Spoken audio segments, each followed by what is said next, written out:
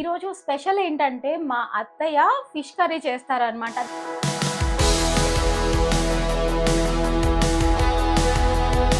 So ఇది కిలోన్నర fish అనమాట.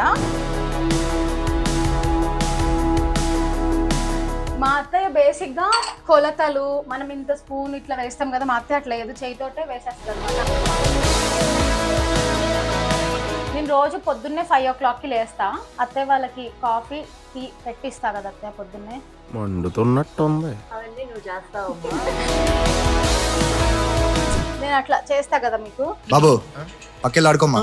చేయమమ్మా నువ్వు, అవన్నీ నువ్వు చేస్తావు అసలు అట్లాగా.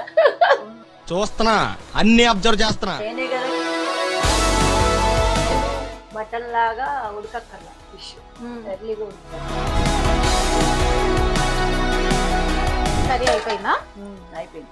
గ్రేవీ కొద్దిగా కావాలంటే మీరు ఉంచుకోవచ్చు, అంత గ్రేవీ అక్కర్లేదు అంటే దగ్గరికి చేసేసుకోవచ్చు.